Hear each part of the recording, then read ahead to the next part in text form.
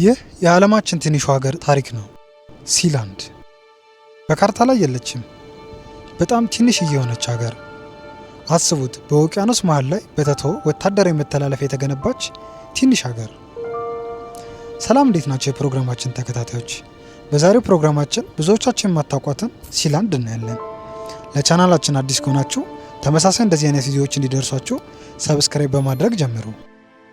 ይህ ሲላንድ ነው፣ በዓለም ላይ ትንሿ ሀገር። እስር ቤት ሳይቀር የራሷ ባንዲራ፣ ገንዘብና ፓስፖርት ያላት ትንሽዬ ሀገር።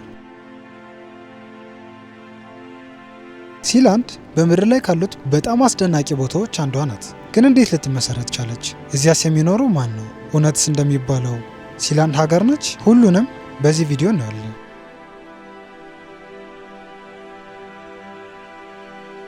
ሲላንድን መጎብኘት ሌላ ሀገር እንደ መጎብኘት ቀላል አይደለም። ምንም የአየር ማረፊያ የላትም።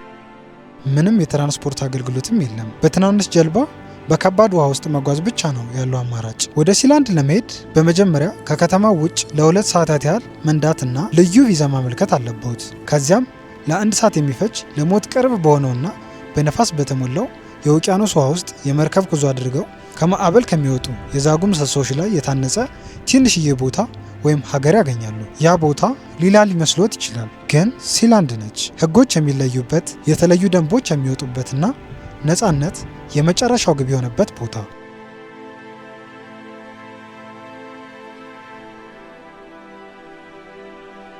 እንደ አውሮፓውያን አቆጣጠር በ1960ዎች ውስጥ ይህ ቦታ የተተወ የብሪታንያ ወታደራዊ ጦር ጣቢያ ነበር። ግን ከዚያ በኋላ ሮቤት መጣ፣ ህልም ያለውና የራሱ ፍላጎት ያለው ሰው።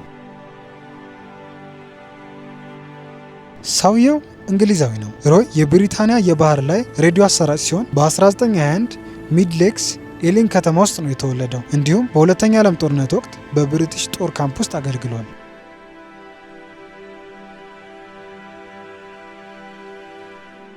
በወቅቱ እንግሊዝ የግል ሬዲዮ ጣቢያዎችን ስለከለከለች ሮይ የግል ሬዲዮ ስርጭቱን ከእንግሊዝ ቁጥጥር ውጭ በሆነና ዓለም አቀፍ መሸጋገሪያ በሆነ አካል ለመጀመር ወሰነ። ወደዚህ አሮጌ ምሽግ በመርከብ ተሳፍሮ መሳሪያዎቹን አዘጋጅቶ በመምጣት የግል የሬዲዮ ስርጭቱን ጀመረ።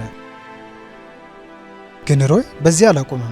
እንዲህ ብሎ አሰበ፣ ምናልባትም እኔ ከእንግሊዝ ውጭ ከሆንኩኝ ለምን የራሴን ሀገር አላውጅም አለ። ከዚያም እንደ አውሮፓውያን አቆጣጠር በ1967 ሲላንድን መሰረተ።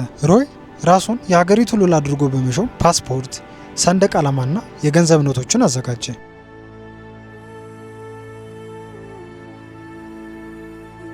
ይህች ትንሽዬ ሀገር ብዙ እንደሌላት ይታሰብ ይሆናል። ነገር ግን ሲላንድ ሙሉ ነች። በዚች ትንሽዬ ሀገር ውስጥ በምታዩዋቸው የዛጉ ማማዎች ስር 7 መኝታ ቤቶች፣ ወጥ ቤት፣ ሳሎንና ጂም፣ የተለያዩ የእምነት ተቋማት ጸሎት ቤቶች እንዲሁም እስር ቤት አለ። አዎ እስር ቤት፣ ያው አንድ ጊዜ አንድ እስረኛ ለ3 ወር ያህል ታስሮ የቆየበት እስር ቤት ያገኛሉ። አሁን ላይ ከ30 በላይ ሰዎች የሲላንድን ፓስፖርቶች በመያዝ የዓለማችን ትንሽዬ ሀገር ይፋዊ ዜጎች ሆኗል። ግን እንደሚባለው ሲላንድ እውነተኛ ሀገር ነች? የዩናይትድ ኪንግደም ፍርድ ቤት በአንድ ወቅት በሲላንድ ላይ ምንም ስልጣን እንደሌላቸው ወስኗል። ጀርመን በሌላ ወቅት እስረኛ እንዲፈታ በማሰብ ዲፕሎማት ልካለች። ይሁን እንጂ በይፋ ዩናይትድ ኪንግደምም ሆነ ጀርመን ሲላንድ ሉዓላዊ ሀገር ነች ብለው በይፋ አልገለጹ። ሲላንዶች ግን ነፃነታቸውን አውጀዋል።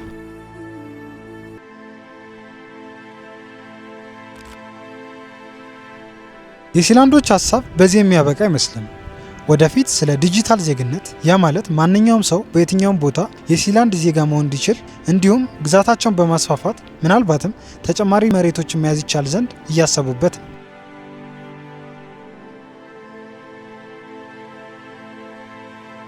ሲላንድ ሀገር ብቻ አይደለችም፣ የነፃነትና የእምቢተኝነት ምልክት ነች።